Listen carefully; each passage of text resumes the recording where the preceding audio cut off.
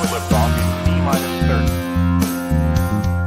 Stand by for further instructions, Minnesota Black Robe Regiment. Secondary guidance systems engaged. Minnesota Black Robe Regiment, it will be on my mark.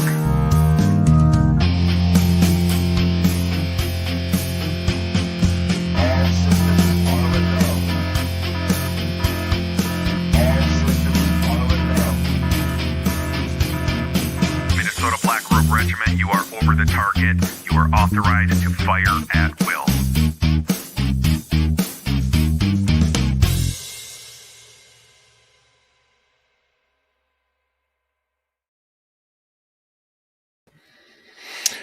Well, welcome. Holy crow, it has been a really long time since I have done a show, and at least a TC and Friends Monday Night Musings. Actually, yeah, it's been a really long time since I've done anything on a regular basis at all. So if you're just tuning in, please like, comment, share. If you're not subscribed to the channel or following me over on Twix, that's what I call Twitter or X. I just call it Twix now. And yeah. Too many things going on in the world these days, folks. But yeah, haven't done anything for a while. Took a little bit of a break. For those of you that don't know, I have been at this for basically 4 years. April 25th, so 10 days from now, will mark my 4-year anniversary and of doing this. You have to excuse me, I'm imbibing. But I needed this, I think, probably. But this the career that I had, worked for the Olmsted County Sheriff's Office for nearly 13 years, out the window because of my podcast, my show, my platform, whatever you want to call it. And I needed some time off. I've been putting out content, cranking out content on a regular basis, driving. It was just, I had a lot of other things going on in my life, and I needed to regroup and reconstitute myself, if you will, and needed to think about the direction that the show was going to go, the channel was going to go, and whether or not I was going to continue Libertarian Lowdown as a series, whether or not I was going to continue TC and Friends Monday Night Musings. And I had a few people reach out and go, hey, we kind of miss your stuff. And I'm like, hey, thanks. And so I've been active again. And for those of you that don't know, I went down to Waterloo, Iowa 2 weeks ago today and took part in a very peaceable protest that was aimed at expressing our discontent with how the Waterloo, Iowa PD and the court system in Blackhawk County treated Bo Bish from Flex Your Freedoms. And some of you will know him as Grandma from BCNN. And there are now others who are involved with BCNN. If you don't know who BCNN is, if you don't know who Flex Your Freedoms is, where have you been? Get your rear ends out there and start paying attention. And so, yeah, he got thrown in jail in a detention center for 10 days for filming cops 2 years ago. And I would strongly recommend you go and check that out. And that ties into a little bit of what we're going to be talking about tonight. But before we get any further, I do want to give a shout out to the guys over at Defend the Guard, Bring Our Troops Home. I got a package from them yesterday, and in that, or not yesterday, but a couple of days ago, and in that package was this book, Fool's Errand by Scott Horton. And I'll be meeting with Dan McKnight, the founder of the movement, this week, Saturday and Sunday, up in Duluth. I'm going to be going to the Libertarian Party Minnesota Convention as a correspondent. And I'm going to be talking to the guys that Defend the Guard. And I can't get behind it enough. It is a great movement, and it's really important that people understand. So defend the Guard, uphold the Constitution, reassert state authority over National Guard units, require declaration of war before their deployment, compel change in U.S. war policy. And Dan sent me, the guys from Defend the Guard, Bring Our Troops Home, sent me a care package. And one of those things in there was this awesome t-shirt. Really like that. I'm going to be rocking that at different times. And it was near and dear to a friend of mine. Many of you would know him as a bootleg libertarian, Chris Darnell. He left us a little over a week ago. He was a big proponent of Defend the Guard, and I love that guy, and I love his significant other, Susie Q, excuse me. And so if you are interested in knowing more about them, head over to their channel on YouTube, Not a Real Podcast.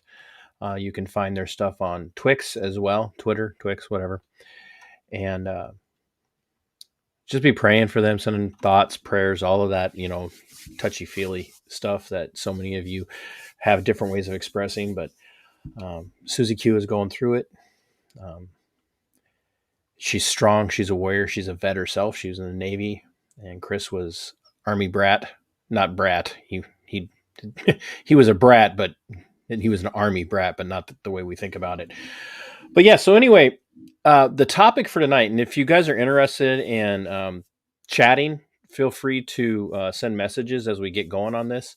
The stream tonight, the topic for tonight is a conversation that my friend Walter Hudson had with another member of the Minnesota State House of Representatives about the DFL attempts to basically legislate what police can and cannot talk about during traffic stops.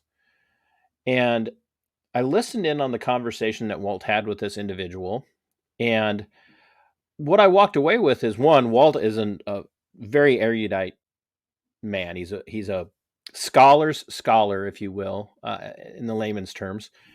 He is passionate about his purposes and his ethics. He stands strongly on the things that he believes in. Some of you know I've had him on the show several times.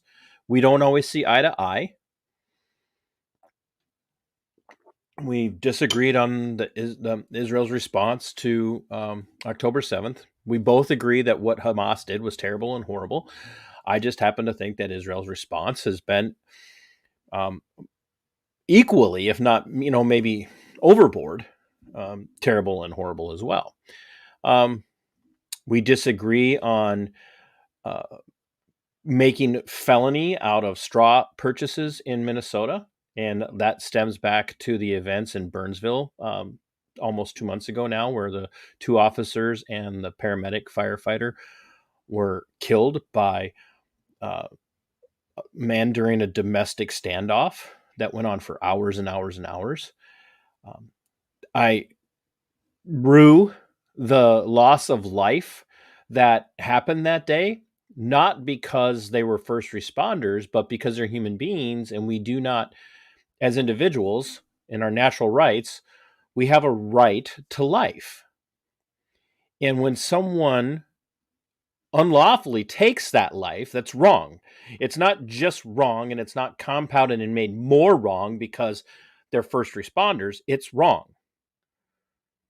I don't believe in a 2-tiered system of, this person is more valuable and therefore their loss of life is more important than the average Joe on the street.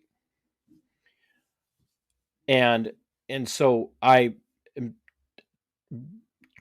was grief-stricken when these men died in Burnsville.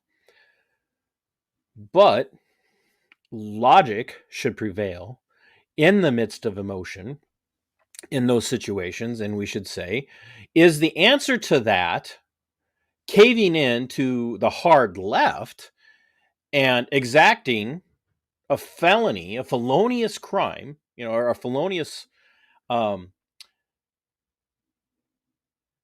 restriction upon someone buying guns? And my answer to that is I'm a Second Amendment purist.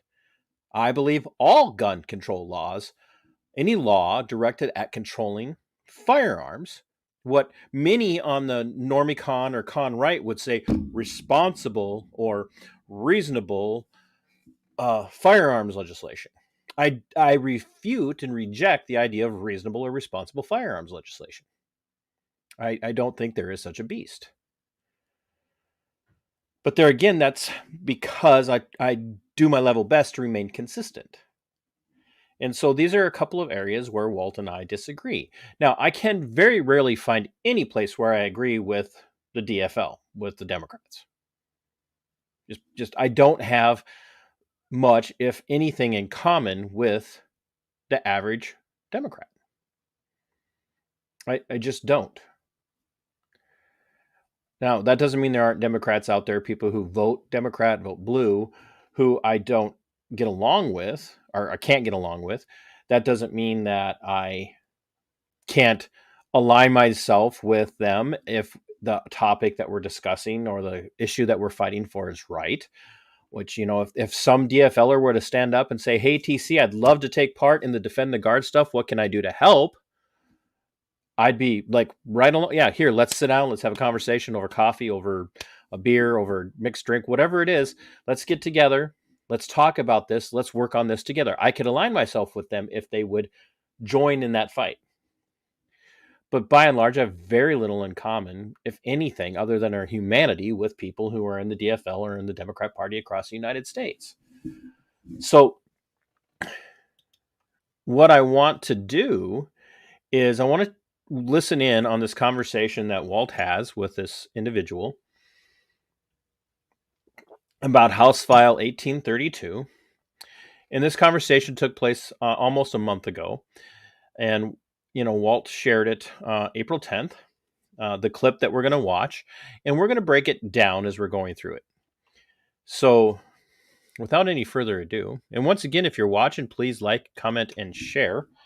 And let's see what we can come up with here.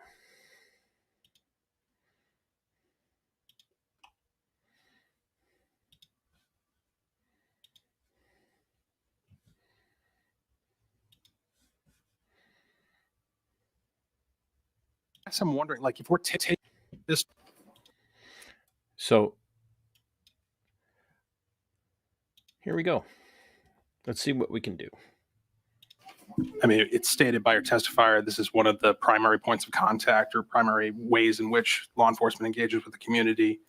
A law has been violated, and the person who's doing so is endangering the public by driving a vehicle that's not street legal, not safe to be in operation. And often it's discovered, as was the case with Dante Wright, that they have an outstanding arrest warrant. Now, let's address this real quick as it relates to law enforcement and traffic stops. Traffic stops are codified, but they're not at the same level as law.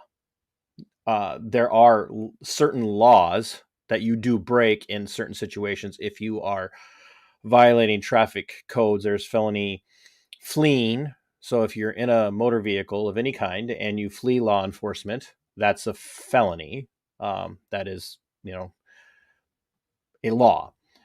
Most traffic violations that are going to get you pulled over are codes. They're traffic codes. They're not traffic laws. And if I sound like I'm being pedantic, that's fine. We need to be pedantic because it's an incredibly important conversation for us to have. Now, like Walt was saying here, and he's making valid points about traffic stops and in particular about Dante Wright. And what he's saying here about Dante Wright is here's a guy, there's a traffic stop takes place, and we find out that he has felony warrants. Fair enough. In his case, it was misdemeanor charges involving illegal possession of a pistol. We spent a lot of time talking about how we want to reduce gun violence.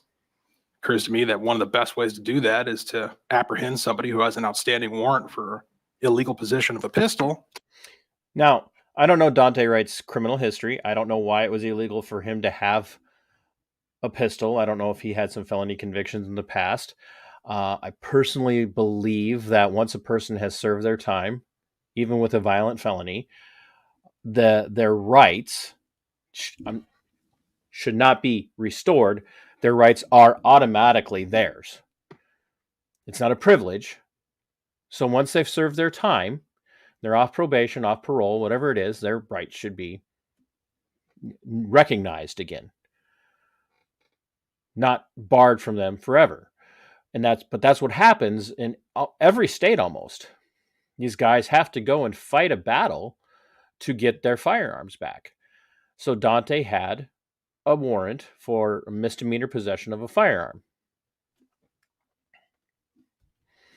Was that germane to the traffic stop? I don't know. And I think that's something that should be talked about in the future. And so I guess I'm wondering, like, if we're taking away the primary mechanism by which law enforcement engages with the public, what's the alternative process through which such warrants are going to be executed? I want us to listen to that again. Process through which mechanism by which warrant for illegal possession of a pistol. And so I guess I'm wondering, like, if we're taking away the primary mechanism by which law enforcement engages with the public, what's the alternative process through which such warrants are going to be executed? I have to correct this.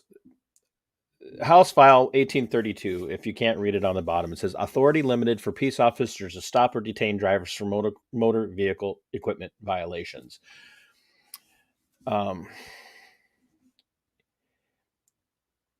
Is a traffic stop the primary contact that the average law enforcement officer in the state of Minnesota, probably across the United States, has with regular people, non-law enforcement?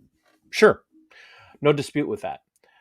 However, if that is the means, the modes, the methods that are utilized to find people with warrants, we have other problems at hand. Just massive problems at hand. And it says an awful lot about how much money we're spending for law enforcement in the United States if we're getting the majority of outstanding warrants, whether they be misdemeanor, gross misdemeanor, traffic ticket, parking ticket warrants, whatever, felonies, whatever. If the way that we're getting most of these warrants settled is through traffic stops, then why do we have task force? And what a lot of people don't know is that the United States Marshals sweep into many jurisdictions in the state of Minnesota. Let's just name the four largest: Minneapolis, St. Paul, Rochester, and Duluth. The United States Marshals have warrant teams that they come, they pull all your warrants, and they say, hey, we're going to help you fill these. And they just go drive around, go to addresses, and they help fill these warrants. And they fill up local detention centers very quickly when they do this. And if the U.S. Marshals can sweep into town and do that, I don't necessarily agree with them being able to do that. I think the U.S. Marshals should stick to federal crimes. And we can have a different conversation about that. But if they can do that, then why can't the sheriff have warrant teams? Why can't the local police department, let's say in a city the size of Minneapolis or St. Paul, spend less time worrying about pulling somebody over for a burned out tag light or a cracked windshield or some other equipment violation, and assign those people to warrant checks, going to the last known address? Is it for safety? Because we hear all the time that traffic stops are the deadliest. Traffic stops and domestics, or significant, or should we say, intimate partner violence. Those are the two most dangerous moments for every cop in the country. So why would we want to subject cops to an even more potentially dangerous situation by having them pull people over for nitpicky violations like your tag lights aren't working at midnight when my headlights are clearly able to illuminate your tag light or your tags on the back of your car, but I'm going to pick on you because your tag light might be burned out. Like, that is an asinine revenue generating ticket at best. And it's really what is referred to as a pretextual stop. We're going to come up with the reason to stop you because we want to see if there's something in your car or somebody in your car that we can take down. Representative Frazier. Representative Hudson, in that scenario that you just described, they weren't there to, the initial onset wasn't to serve a warrant. This bill doesn't touch any ability that a prosecutor would have to seek a warrant and then have that warrant executed. And he's absolutely right here. That traffic stop where Dante Wright was killed had nothing to do with a warrant. Dante had no right to do what he did. I believe that what Dante did was endangering the public, and he had a warrant. Whether or not I agree in a moment with whether or not that warrant was valid, he had a warrant, and that's not the moment to fight it out with the cops. That's not the moment. And I do think there is a place for self-defense when it comes to dealing with law enforcement. And there are states like Ohio, I think it's Ohio or Indiana right now, that have just passed laws saying it is justifiable to use lethal force against law enforcement if they're wrongfully arresting you or wrongfully entering your home with the wrong address on a warrant or a no-knock warrant. I just think about that. Now, the con right, the normie cons, the back the blue at all costs squad are going to lose their ever-loving minds that I said that. But there are states that have recognized that there is a place to resist an unlawful arrest. Dante Wright didn't have a right to resist that unlawful arrest. It was a lawful arrest. It was a lawful arrest. Should he have lost his life over it? I would say I don't want to see anybody lose their life over it. Breonna Taylor is another perfect example. Everything about her situation was wrong. She would, in my eyes, she has a natural right to defend herself against an unlawful entry into her property. And I don't care if the people entering have badges and guns and the full authority and the monopoly on violence that the state at all over level possesses. When people are wrongfully breaking into your home on false information, you have a right to self-defense. Dante Wright didn't have that. He had a warrant for his arrest. You comply and deal with it. Now, I'm not saying comply or die. That is not what I'm saying. But that was not what that traffic stop was for. Let's move on. By a sheriff or a local police officer. So this doesn't touch that at all. And I think that is the way that those things should be addressed. Representative Hudson. Thank you, Madam Chair. Thank you, Representative Frazier. So you're suggesting that the way to respond to someone having a warrant out for their arrest is to track them down in some other fashion other than finding them as the result of a traffic stop. Representative Frazier. What I'm saying is that Yes. If we're only tracking down people who have warrants or traffic stops, we're never going to get all the people who have warrants. If they're legitimate warrants, if these people have committed crimes, and let's be very clear how we define crime. A crime requires a victim.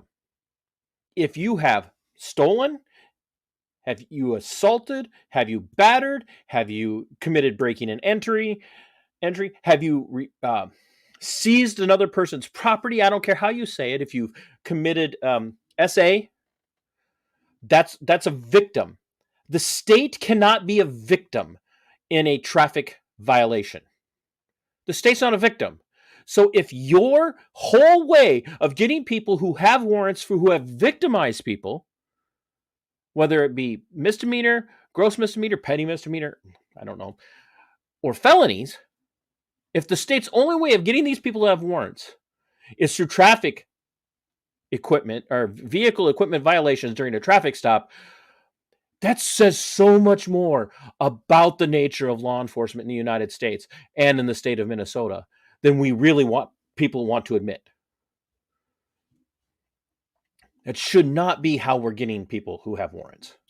This bill does not curtail the ability to serve someone a warrant. Just the initial reason that they pulled Mr. Wright over was not to serve a warrant. And we That's see correct. what the escalation led to. We lost a life, and we further created a further gulf of distrust between law enforcement and community. That is what we're seeking to address here, is how do we prevent those situations? And these are about low-level traffic offenses, not situations where you're driving a vehicle that would be harmful to yourself or to the community because you're operating that vehicle. The approach that we're taking is very scalpel-like to ensure that that is not the case. If it is truly a public safety hazard to be driving that vehicle, then this bill does not prevent a peace officer from pulling that individual over and citing him for that hazard. Representative Hudson. Thank you, Madam Chair, and thank you, Representative Frazier. Be that as it may, I want to say here, Representative Frazier is actually probably, I don't know what he's like any other time, but he's actually making very reasonable arguments. I can't believe I'm saying that, but look me in the eyes. I cannot believe I'm saying that. He's making very reasonable arguments. Like, if your vehicle's truly dangerous, if you're driving in such a reckless way that you're endangering the lives of others, then yes, there is cause to pull you over. If your tag light is burned out, or you have a crack in your windshield that doesn't fully obstruct your view, should you be getting pulled over for that and receiving a ticket? Now, the law is on the book, if you will. So I suppose if we're the party of law and order, then I guess if it's on the book, must enforce it.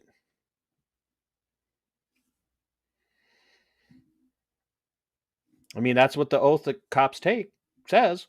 I will honor and defend the Constitution of the United States, honor and defend the Constitution of the state of Minnesota or whatever state I live in, and uphold all laws. Never mind that a large percentage of the laws cops are told to enforce, because they enforce all laws, are actually clear violations of the Constitution, i.e., gun control laws. I appreciate the fact that the bill does in fact allow the enforcement of traffic laws. But be that as it may, the fact of the matter is, based upon the testimony that we've heard, that this impedes one of the primary mechanisms through which law enforcement officers are able to execute warrants that have been lawfully served on individuals for crimes that imply imminent violence or potential violence. So then I'm going to ask again. If traffic stops are the most violent outside of domestic dispute calls, if traffic stops are the most violent place for law enforcement, where law enforcement is most likely to be gunned down, killed, injured, maimed, why would we want to put the onus on them to continue to pursue potentially violent, felonious individuals who may or may not have warrants, which we don't know at the beginning of the stop, by pulling them over for a tag light being burned out and running the risk that that person won't even wait for you to explain why you're pulling them over. They'll either run, which could lead to the deaths of innumerable people, or even the death of the officer. If you ask me, minor vehicle equipment violations are not life-threatening. There is no victim. Therefore, send them a ticket in the mail and tell them to fix it or pay the fine. That's the way it should be. I mean, why do we have license plate readers on so many of the law enforcement vehicles in the state? Why do we have license plate readers like literally stationed along highways and roads and freeways and interstates in the state of Minnesota? They can read your license plates in numerous places. Traffic lights, they can read your license plates. There is a way to deal with minor motor vehicle equipment violations without having to conduct a traffic stop, which not only is potentially life-threatening dangerous to the cop by the individual they're pulling over, but just being parked on the side of a road with busy cars speeding by. Why not look for another way to protect law enforcement officers from that kind of harm? The problem here is that the left and the right, they talk past each other. They're not interested in a solution. They're not interested in addressing whether or not there needs to be law enforcement reform, criminal justice reform, from the street cop all the way to the courts and the prison system. They don't want to talk about it. You've got one side that wants to take the teeth away from cops in situations where we really need police with teeth. Like someone's being raped, I want cops to stop that. It's not going to happen. They're not going to stop these violent crimes. But I want the cops to be able to investigate and pursue that. And then you have the other side that wants cops to have all the power and do whatever they want, forgetting that those same people were unleashed on you during COVID. Well, excuse me, Koof. I don't want to get my channel banned. And so to my mind, the only alternative, if we're going to take away this primary avenue of contacting people in the wild, so to speak, then there has to be some sort of proportional increase in the other ways that we seek out people who have had warrants served against them. And that means what? Going to their place of residence, going to their place of employment, assuming they have one. Yes. Come on. We don't know where people live in this day and age. The average criminal in the state of Minnesota is not dumb enough, is not smart enough. Like real criminal people who really victimize others. I'm not talking about guys who sell people controlled substances. Like that's a victimless crime. I'm talking to people who harm people, who take people's private property. Those people are not, by and large, smart enough to figure out to have 14 different addresses. And I would much rather see a team show up and deal with people who are actually violent criminals and run the risk that, yes, somebody on that team gets hurt, than to see a shootout take place or a high-speed chase take place during a traffic stop for a freaking tag light being burned out, or a headlight being burned out, or a crack in your windshield, or in some cases on some commercial vehicles, a mud flap not being long enough. Like, have you thought about how many freaking traffic codes there are? You could get pulled over every day, all day long, by every cop who wants to pull you over for something. I guarantee you. I see it every day. Going into any public space, and in that process of trying to hunt them down to execute a warrant that's been lawfully served, I don't understand how that's going to result in a better outcome than finding them pulled over on the side of the road. Thank you, Madam Chair. Yeah, I'll just say, because right now it's a needle in a haystack. I mean, you can follow somebody's car. If they can look at their license plate number and determine there's a warrant out for them, then they can stop that person. Right now, if you're stopping someone from for having an air freshener hanging from your rear view mirror, then, I mean, the chances that they have a warrant are probably very slim. And yes, if you are not aware, in the state of Minnesota, it's illegal It's unlawful. It violates traffic code to have an air freshener hanging from your mirror. I was pulled over for that once. And you want to know what? The cop admitted, and this was years ago when I was still a bootlicker, the cop admitted the only reason I'm pulling you over is because you have that air freshener hanging from your mirror. But now I want to know the names of everybody in your car. And we're going to get to this in just a minute. Why? Why? Are you kidding me? Who's the victim? You want to know who the victim is? The person getting pulled over is the victim. Because if you don't answer the cop's questions, and that's what he did to me. Where are you going from? What are you doing here? He looked at my driver's license and he said, "Oh, I see. You're not from Chatfield." And I'm like, "So?" He goes, "What are you doing in Chatfield?" I'm like, "None of your business." Well, who are these people? None of your business who these people are. You don't have the right to know that. I told him that. He goes, "Well, I can ask." I said, "You can ask," but, and this, there again, I was still a bootlicker. This was years and years and years ago, 20 some years ago. Over an air freshener hanging from my rear view mirror. Pretextual stop. He didn't recognize me. He wanted to pull me over, and he was looking for something more. And all the law and order types are beating the drum of, that was a good stop. That's a cop doing his job. No, it's pretextual. But you're able to stop people for so many things, for not paying their taxes, essentially, because they have expired tabs. So that's really what we're trying to get at. Right now, it's a needle in a haystack.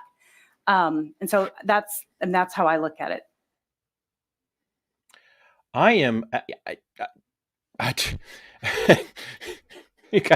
you have no idea how dumbfounded I am personally. So if you guys could see this, and I love Walt. Walt's a great guy. No issues with him.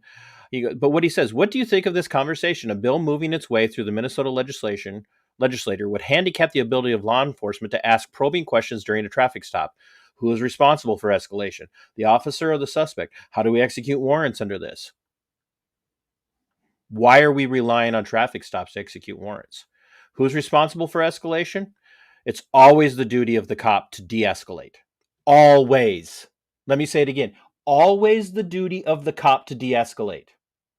No matter what he's being faced with, no matter how much rudeness he's being dealt with, I don't care if the person in the car is calling him a mother effer and flipping him the bird and telling him to perform fellatio on him or cunnilingus. I don't care what it is. The cop has a duty to de-escalate. End of story. Every time. Every time. Don't agree with me? Tough nuggets. That's the way it is. The cop has a duty to de-escalate. That doesn't mean the cop has to get beat up. That doesn't mean the cop has to ignore it if you do have a warrant. But there's something else in that Walt said. A bill moving its way through the Minnesota legislature, would handicap the ability of law enforcement to ask probing questions during a traffic stop. No, it will not stop during a traffic stop. All this bill is saying is they want to stop pulling people over for equipment violations. Now, I'm not saying there aren't other things in there, but even if they are in there, if they are saying you can't ask probing questions, who cares? Who cares? And here's why I say that. Boy, you guys are I'm going to lose a bunch of friends. Normie con types. I'm going to lose you. The cop should be required by Minnesota state statute when they approach your vehicle. And if you guys are watching, hey, Northern Sasquatch, I see you. Urban Conservative, I see you. Brandon, I see you. I don't know who else is here. If you're here, send me a hi. Say I'm here. If you want to ask a question, send me a super chat. I'd like that. I haven't had a super chat in a really long time. But the law should require cops to tell you when they come up to the vehicle, hi, I'm officer so-and-so, badge number 00001 with such and such an agency. The reason that I'm pulling you over today is because I observed that you were doing 65 in a 60. But what normally happens is the officer pulls a person over, and they may approach the vehicle and they may be pleasant, they might be nice, but the first thing they say is, "Do you know why I pulled you over?" You want to know why they do that? Because they want to get you to admitting to violating a traffic code before they even tell you why they pulled you over. And I've seen it time and time and time and time again. Share this out again, guys, especially if you're watching after the show. I've seen it time and time and time again. Yeah, I wasn't wearing my seatbelt. Now, I don't know about you, but I challenge everybody watching. As you're driving down the highway at highway speeds, 55, 60, 65, 70, 75 miles an hour, whatever the case might be, whatever the speed limit is on the highway in your area, and whatever accounts for traffic in your area, I want you to watch and see if you can tell how many people are wearing seatbelts. I want you to sit on the side of the road while you're getting ready to pull in, and as somebody's driving by you, tell me if you can see whether or not they're wearing a seatbelt. Short of seatbelts being made to be like hunter orange or neon yellow or neon green, like some strange new code that comes in and requires it so police can see whether or not you're belted in. Short of that, you can't tell. I'd say 90 to 95% of the time, you cannot tell whether or not the person is wearing a seatbelt. The reason that I know this is I've tested this. And I've also tested it with law enforcement. And you want to know what I've noticed with law enforcement? And I've got some videos coming out from Waterloo. Law enforcement officers very rarely wear their seatbelts. And the answer is, well, if we got to get out of the car in a hurry, the last thing we want to do is deal with the seatbelt being on. Law is the law. No distracted driving for you. That means stay off the laptop in your car. Stay off your phone in the car. And wear your seatbelt and follow the traffic codes. Especially distracted driving adds speed limit. Don't like it? Too bad. Don't be a cop. If you can't follow the very traffic codes and other laws that you are required to enforce because of the nature of the job that you have taken, don't do it. Don't do the job because you're not doing the job.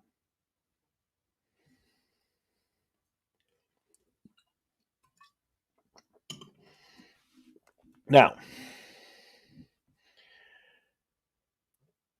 when it comes to things like speeding and distracted driving, drunk driving, whatever, failure to maintain lane, whatever the case might be, the officer has reasonable, articulable suspicion, probable cause to pull you over and detain you, because at the moment they pull you over, you are detained. They can ask you whatever they want.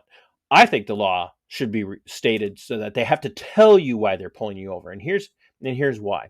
We're going to start off with, I'm going to read a little bit to you about a case from 1968, Terry v. Ohio. And I know a lot of people are like, I'm so familiar with all of this.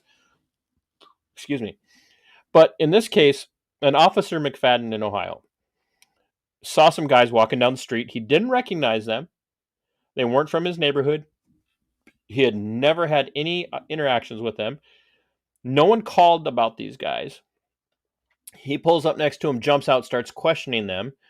What are you doing? Why are you here? And they didn't really answer. So McFadden grabs Terry, spins him around, frisks him, finds a .38 special on him. He ends up being charged with a crime, illegal possession of a gun. I'm just going to say it again.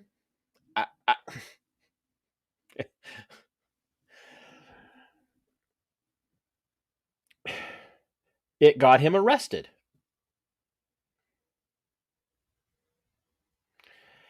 And the Supreme Court ruled in favor of Ohio. And it says the Fourth Amendment provides that the right of the people to be secure in their persons, houses, papers, and effects against unreasonable searches and seizures shall not be violated. The inestimable right of personal security belongs as much to the citizen on the streets of our cities as to the homeowner closeted in his study to dispose of his secret affairs. For as this court has always recognized, no right is held more sacred or more carefully guarded by the common law than the right, and this is from Union Pacific Railroad Company versus Botsford. So they're citing these things, but then in the end, they sided with the officer and said for officer safety, officer can jump out of the car, run over and start questioning you, and then conduct what has now become known as a Terry stop and frisk you. And it is not a violation of the Fourth Amendment. How in the blue blazes does anybody who's in a party that says they're all about liberty and freedom not see that as a violation? Well, the courts have ruled. I don't give a flying lemur. Trying not to say things. I don't care whether or not the Supreme Court ruled it. Marbury versus Madison. Everybody on the constitutionalist side likes to quote Marbury versus Madison. Any law that violates the Constitution is repugnant and therefore not a law. In Marbury versus Madison, you know what the Supreme Court did? The Supreme Court gave themselves the authority. Gave themselves. It wasn't established at that time. They gave themselves the authority in Marbury versus Madison to determine what is constitutional and unconstitutional. And they have maintained that authority unconstitutionally for themselves for time immemorial. And we end up with Terry v. Ohio, where a cop can just see you walking down the street, jump out, run over, question you, spin you up against the wall, throw you against the wall, throw you against the fence, throw you down on the ground, frisk you, to look to see if you have a weapon that might hurt them. Even though you weren't doing anything unlawful. That they had no reasonable, articulable suspicion other than, I didn't recognize him, he was suspicious, so I'm going to search him. If you don't think that's a violation of the Constitution, you are not a liberty-loving, constitutionalist conservative. You're not. If you agree with Terry v. Ohio as a Republican or a Democrat or anybody else, if you agree with Terry v. Ohio, if you agree with the court's decision in Terry v. Ohio, you're actually an authoritarian fascist. You are an authoritarian fascist because hashtag back the blue, hashtag thin blue line, hashtag police lives matter. More than the Constitution. You don't like what I'm saying? I don't care. I do not care if you don't like that. It's the truth. This is why I push back against Republicans so damn much now. They don't care. If it's a law, it's a law. If the Supreme Court has ruled it, the Supreme Court has ruled it. Unless it's a ruling we don't like, and then we're going to sit here and complain about it being unconstitutional and the Supreme Court's getting out of hand. We're going to coin phrases like judicial activism, which is a legitimate thing, but only for the Republicans if they don't like what the judicial activism is doing, and only for the Democrats if they don't like what the judicial activism is doing. You know, it's true. Roe v. Wade, anybody? How many years did that go on before it got overturned? And the Republicans were fuming mad about it for years. And then it got overturned and the Republicans loved it. And then the Democrats were all mad. Like they're in it together. Now, why is Terry v. Ohio important? Because it's established that the cops can violate your constitutional rights on a whim. On a whim. And then here's how they do it. Traffic stops are primary. There is a case from it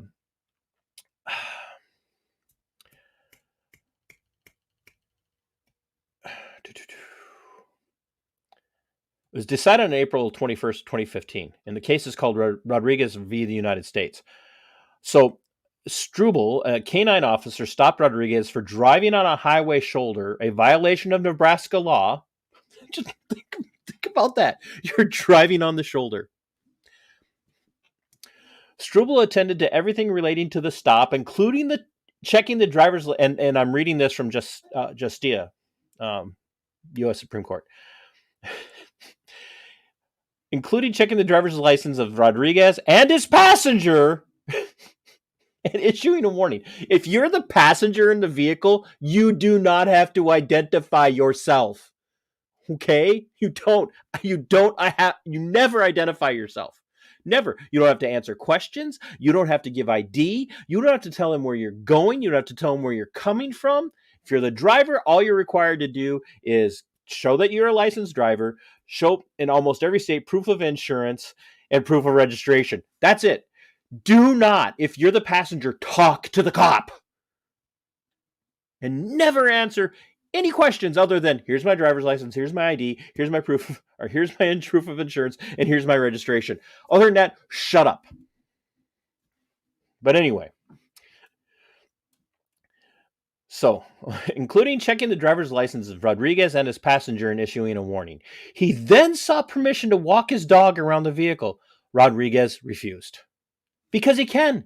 You have to consent to a search, and canines are considered a search. Struble detained him until another officer arrived, then retrieved his dog, who alerted to the presence of drugs. The ensuing search revealed methamphetamine. And right now, all the thin blue line, back the blue at all costs, cops are heroes, Normie Conrad guys are going, justice was served. We got methamphetamine off the street. Victimless crime, by the way. Free exchange, commerce, anarcho-capitalism. If I want to make meth, I personally don't, but if I want to make meth and I want to sell it to another adult, who cares? Who's getting hurt? The reason there's crime related to drugs is because we criminalized it and people hide it. But anyway, that's a different conversation. So anyway, the ensuing search revealed methamphetamine. 7 or 8 minutes elapsed from the time Struble issued the warning until the dog alerted. Rodriguez was indicted. He moved to suppress the evidence on the grounds that Struble had prolonged the stop without reasonable suspicion. The district court denied the motion. Rodriguez entered a conditional guilty plea. The Eighth Circuit affirmed, characterizing the delay as a de minimis intrusion on personal liberty. The Supreme Court vacated, absent reasonable suspicion, extension of a traffic stop in order to conduct a dog sniff constitutes an unreasonable seizure. A routine traffic stop is like a brief Terry stop. Its tolerable duration is determined by the mission. Authority for the seizure ends when tasks tied to the traffic infraction are or reasonably should be completed. Lacking the same close connection to a roadway safety as the ordinary inquiries, a dog sniff is not fairly characterized as part of the traffic mission. An officer who completes all traffic-related tasks expeditiously does not earn extra time to pursue unrelated criminal investigations. The question is not whether the dog sniff occurs before issuance of a ticket, but whether conducting the sniff adds time to the stop. The district court determination that detention for the dog sniff was not independently supported by individual suspicion was not reviewed by the Eighth Circuit. So the Supreme Court, and there again, I'm consistent. I understand. Not every time the Supreme Court rules something is it valid. But you can't have it both ways, folks. You can't sit here and say the Supreme Court ruled X, Supreme Court ruled Y, and I agree with it, but they also ruled T, U, and V, and I don't agree with that. So if we're going to back them up on Terry, then we have to agree with them on Rodriguez v. the U.S. End of story. You have to agree with them on that. Once the cop finishes the reason for the stop, you're driving on the side of the road, on the shoulder where you're not allowed to drive. I'm issuing you a warning. Have a good day, sir. Please do not drive on the side of the shoulder anymore. But then ask, can I search your vehicle? And you say no. The cop doesn't get to get butthurt and call a buddy over there so he can search your vehicle anyway. That's suspicious. Is suspicious a crime? I mean, is it? And if you're pragmatic and say, but they got the meth off the street, I don't care. They violated his rights. They violated the natural rights of Rodriguez in the situation. End of story. End of story. You don't have to like it, but it's a fact. Here's the reality. Here's what the truth is. if you get pulled over, if the cops are solely focusing on whether or not you have a right, or not a right, but the focus of why they're pulling you over.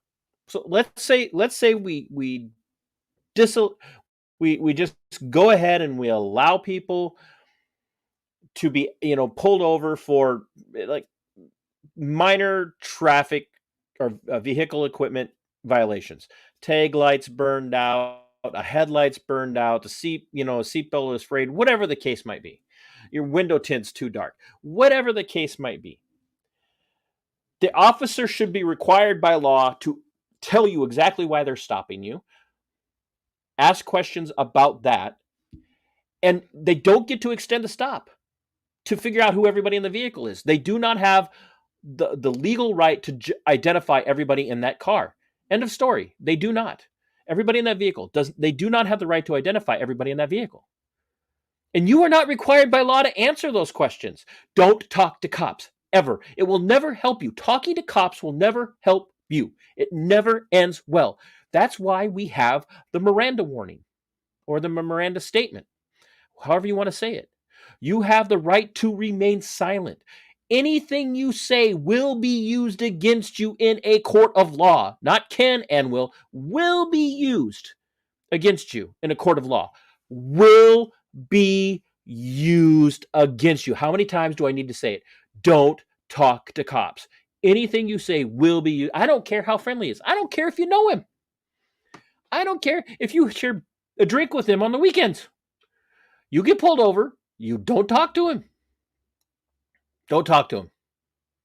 No need to talk to the cop at all. None. No need. No requirement to talk to the cop. Passengers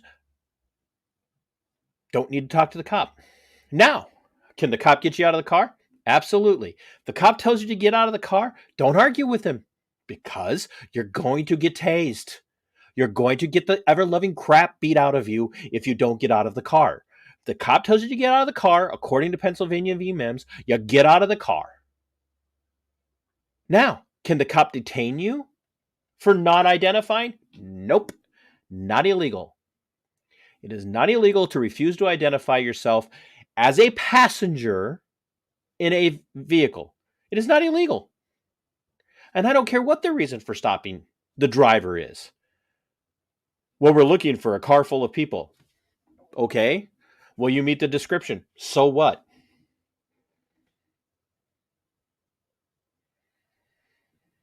This comment right here, Robert Johnson, 100%. We are learning how to get people to incriminate in class for law enforcement. Robert, why are you still going into law enforcement? I love you, brah, but why are you still doing this? Because you're not going to change the system. You're not. You're not going to change the system. You never talk to cops. You only do what the law requires you to do as the driver. And I've said it already. Driver's license, proof of insurance, proof of registration. That's it. They ask you, do you know why I pulled you over? I have no idea. Do you know how fast you were going? I do. Well, how fast were you going? None of your business. Got a dash cam.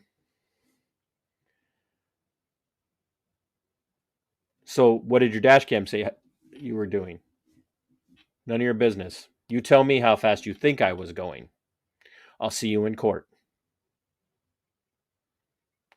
I'll see you in court. Yes, say that. I will see you in court. Every single traffic ticket you get, I will see you in court and then show up because 98% of the time, cops not going to show up for a traffic ticket, which means dismissed. You want to hear something? Yeah, traffic tickets. Traffic tickets are revenue generation. And here's something else about traffic. It's the predominant way that law enforcement, working in conjunction, the state, the county state, and the city state, working in conjunction with the federal state, practice civil asset forfeiture, which, by the way, is also theft. They pull you over. They ask you, you know why I pulled you over? And yeah, I was speeding. Okay, no, I'm sorry. Well, hey, sir, now that I have you here, while I'm writing you this ticket, I just want to let you know I'd like to search your car. Okay, I got nothing to hide. And this happens. Happened to a Marine Corps veteran. Did an entire career in the Marine Corps. Took all of his life savings, pension and all that, took it out, cashed it out, was driving across the country. cash in a bag. They searched his car. They found the cash, and they asked. He had the receipts to prove where he got it. They seized it under civil asset forfeiture. Why? Because he was speeding. If I remember correctly, he was speeding. No proof that he had committed a crime. In fact, there was no crime to prove. Money he was taking to help his son buy a house in California. And the local cops seized the money and then split it under equitable sharing with the DEA. And that guy's still fighting to get his money back. So no, you never agree to a search. I don't care how freaking innocent you think you are. You never agree to a search. Ever, ever, ever, ever, ever. And if they extend the stop just to be able to get a dog out, and there are people out there can show you how canine in law enforcement are trained to give false hits. Trained to give false hits. Not to mention the fact that canines want to please their dad, their master, their boss. They want to please. So they're going to alert many times just to get the pleasure of the attention. And that's how canines are trained. They're not trained on food. They're trained on attention. They're trained on the reward of playtime and affection from the handler. Seek dope. Seek dope. Seek dope. Well, that dog's hearing seek dope. And that dog runs around and he's going to find dope. And they can hit on minuscule amounts of any kind of controlled substance. And you know the old saying that every single, cash bill in the United States has a certain level of cocaine on it. That's all they need. Then to tear your car apart. And if they decide they don't like you because you didn't want to answer questions, then they can seize whatever they want. Civil asset forfeiture. We're doing this to combat the illegal drug trade. I'm not being hyperbolic, people. I'm telling you. The Normie Con right, Republicans, and the DFL, all of you, you guys all want to fight for control of law enforcement. One of you argues defund. One of you argues give them everything they want. Defund the cops. Call cops are bastards. Give the cops everything. Give them tanks. Give them armored vehicles. Give them sniper rifles. Give them attack helicopters. Give them the war dogs. Give them war elephants. Give them whatever they ask for. They need it. They got to keep us safe. Law and order, protect us. We got to pass more laws. So you got one side arguing for that and the other side saying defund. And in the end, what they all want is they want control of law enforcement because law enforcement is the standing army that our forefathers warned us about. Who in the hell do you think they're going to send for red flag violations or for red flag seizures? They're going to send social workers? All of you Republicans out there pissed off about emergency extreme risk protection orders who say it's a violation of the Constitution, your blue buddies, these people that you pander to because you want their vote and we're law and order, those are the people that are going to show up when your neighbor decides to call you in because they heard you yelling at your wife. Or when your ex decides that she's going to say that you threatened her and that you might be in danger to self and others. That's who. That's who they're going to send. They're going to send your blue line buddies. I don't hate cops, people. I don't hate cops. I hate the injustice of the justice system. And the injustice of the justice system starts with people with badges and guns and tasers and rifles and dogs and squad cars and the power of the state. It starts with them to do whatever the hell they want to do. And if you don't think I'm right, think back to 2020. We don't even have to think about George Floyd. That whole situation was crap. All of it was crap. Every single person involved was crap. Okay? They were all crap. George Floyd didn't deserve to die, but the guy was a crap. He was just crap. He pointed a gun at the belly of a pregnant baby mama. This person was crap. He didn't deserve to die. Derek Chauvin. No matter what they discovered about George Floyd, Derek Chauvin was clearly a crap human being. The man was dying in front of him, and he sat there blank. So we don't have to talk about that, even though I just talked about it. But let's talk about 2020. Let's talk about Lisa Hanson and Albert Lee. Let's talk about J.D. Carlson and the Albert Lee Police Department, who sent confidential, reliable informants to spy on a protest and charge Lisa Hanson with it. Let's talk about the criminal justice system under Kelly Dunn Martinez, the city attorney of Albert Lee, who persecuted Lisa Hanson and threw her ass in jail for 90 days for not listening to the governor. Let's talk about Larvina McFarquhar. Cops raided her. Let's talk about all the school board parents who showed up to meetings and were trespassed by who? By the school board? Did the school board president grab the people and push them out of the building? Did the superintendent grab people and push them out of the building? Well, in the case of one meeting that I went to, it was the administrator of building safety and security that grabbed me and pushed me around in the Rochester Public Schools as I went with a group of people to protest the new mask mandates.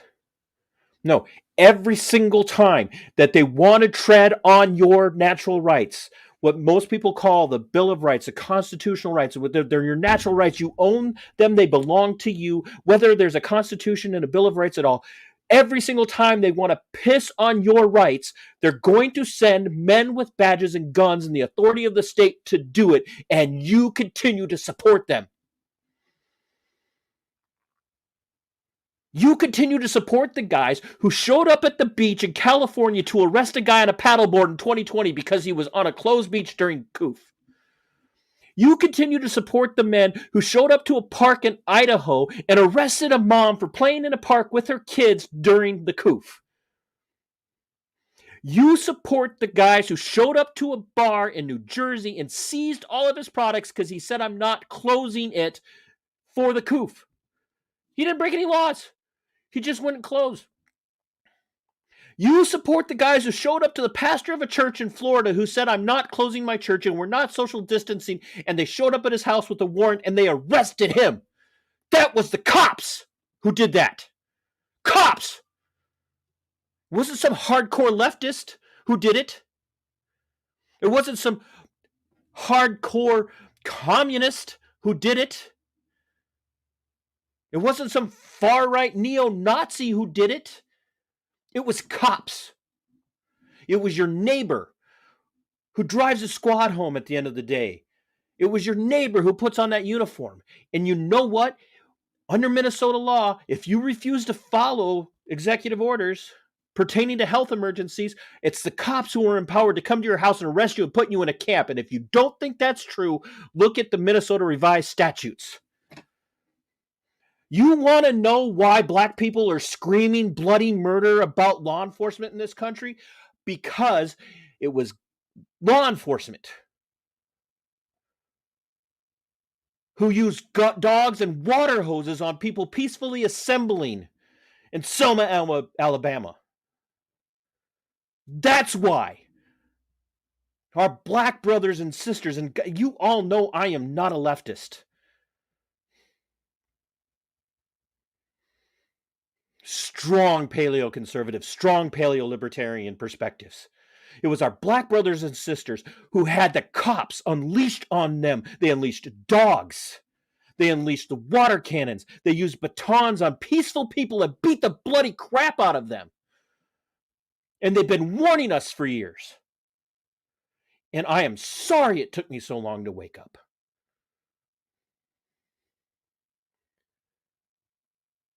Get on the back of the bus.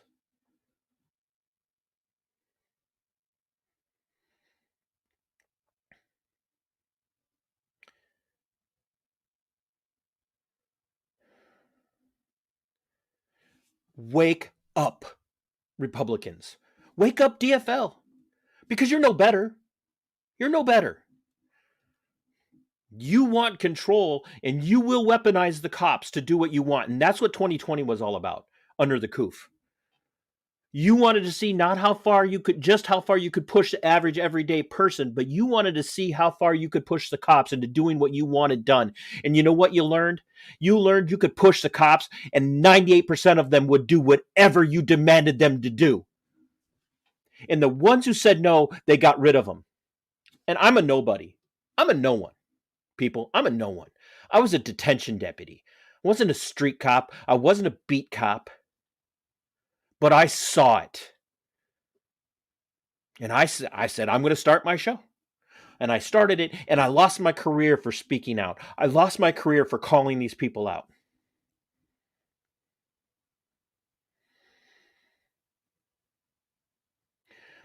I have a family member that used to smoke years ago when I was born. This family member was a smoker. And this family member eventually quit smoking. And this family member got to the point where you could not smoke in this person's home. You couldn't smoke around this person. They became the biggest anti-smoking zealot that there was. The smell of smoke makes them sick. They won't let it anywhere near them because they smoked for years, and then they quit, and they were disgusted by the aroma. They were disgusted by the smell. They were disgusted by the taste. They were disgusted by what it felt like. And so they didn't even want the reminder around them anymore. Guess what? Once you wake up to the malfeasance and the corruption and the get along to go along and the I was just following orders mentality, once you wake up to it, guess what? It's like my family member who used to smoke. Look, there are good cops out there. They're very few and very, very far between. There's a sheriff in Arizona that defends veterans and will not let red flag laws be used against veterans, even if the feds show up. There's the same sheriff, very paleo-libertarian, ironically, encouraged the legalization, not the decriminalization of at least marijuana. There are people out there who actually are in the career field who give enough of a damn to try and make a difference. But the problem is they get rid of people like that very fast, or they just end up biding their time until retirement. And the more we go on, the longer we go on, and the longer that this stretches out, and the decent ones get out and they say, I can't do this anymore, I'm retiring early, whatever the case might be, the more they fill those ranks with people who have been indoctrinated to be order takers, order followers, and they're willing to piss all over you as long as they get their paycheck and as long as they have the power.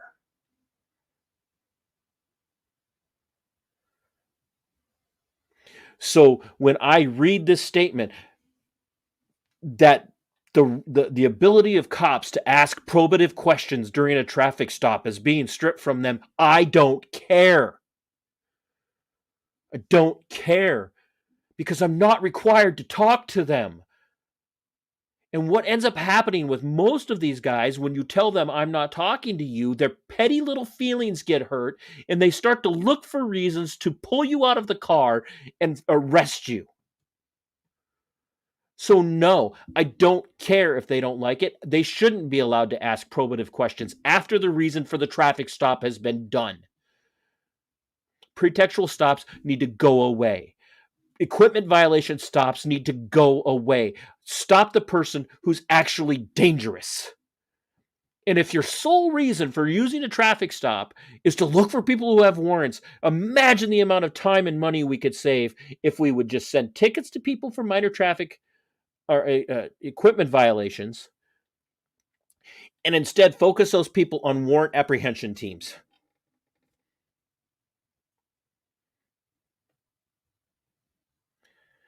But until the left and the right are willing to be the ones that just stack up on the door themselves and go through that door in that stack up instead of sending armed agents of the state, then they all need to shut up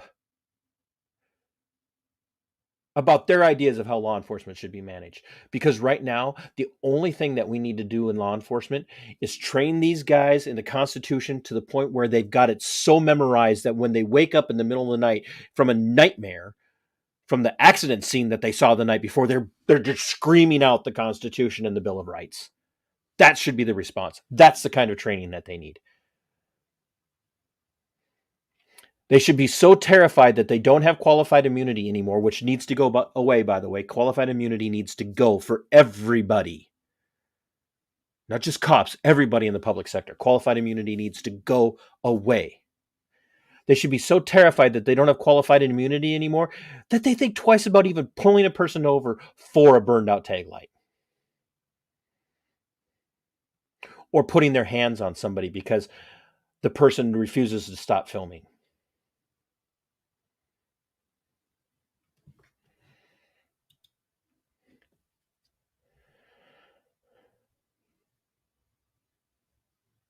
I know it's not popular. I know what I'm saying is bothering a ton of people. And I'm okay with that.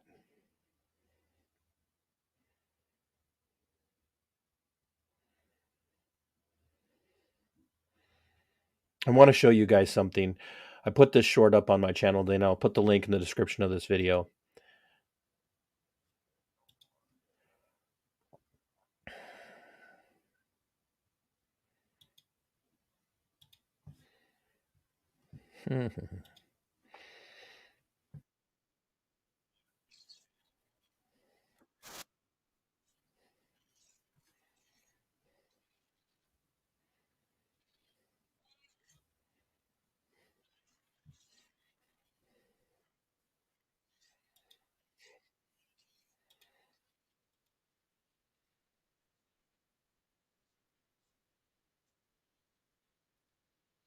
Here we go. We're gonna start right here.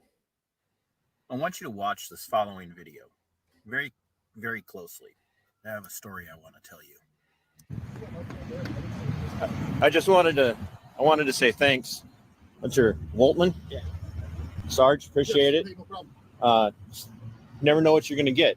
Normally it's the other way around and you get told get away, and this time it was stop. So I really appreciate the way you handled it. That was oh, I know. I appreciate it. So now that you watch that video, that's Officer Woltman. Just ran into him at a local convenience store. He walked up to me, remembered me, shook my hand, and when I told him I sent the video to his chief, he said, "Yeah, I know." He told me, "Good job." Folks, when we run into decent cops when we're doing an audit, we have to let them know. Encourage them to continue.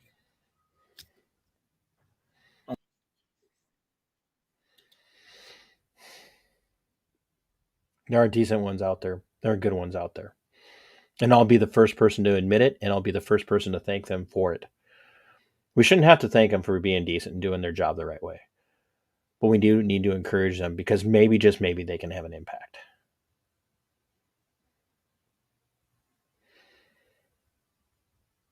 We need massive criminal justice and law enforcement reform here in the United States. We're never going to get rid of law enforcement in the U.S. I don't think we should. There's definitely a need for it. Federal level, let's get rid of all of them. State level, I might even be willing to talk about getting rid of all the state level law enforcement. But we need strong citizen review boards. And when I say citizen review boards, I mean people who are genuinely from the community, interact with people who have, experience, maybe people who've had good experiences and bad experiences with law enforcement, people who are willing to call a spade when they see it. But we need massive criminal justice reform. We need massive prison reform. We need massive law enforcement reform. And until both sides are willing to talk about it and come up with actual solutions, I don't care to hear anything from anybody who's back the blue or defend or defund the cops or ACAB. Let's have a reasonable conversation. And then be willing to admit that the largest section of people who violate our natural rights every day are cops, because they do it at the order and the behest of their political overlords. We, the people, are the masters, and they serve us, but we sheepishly kowtow to them as if we belong to them. And it's our duty to comply and do whatever they say, because at the end of the day, all that matters is officer safety, and screw your natural rights. Don't like it. Don't like what I have to say on it. I'm going to tell you, I don't care. I'm not going to lose any sleep. I'm calloused. I'm a hard ass. but I love my republic, and I'll say what I need to say to make sure that we keep it for as long as we can. Until next time, my friends, fight for your liberty. It is yours. Fight for your freedom. It belongs to you. And Sic Semper, Tyrannus. We are go for liftoff in T-30. Stand by for further instructions, Minnesota Black Robe Regiment. Secondary guidance systems engaged. Minnesota Black Robe Regiment, it will be on my mark.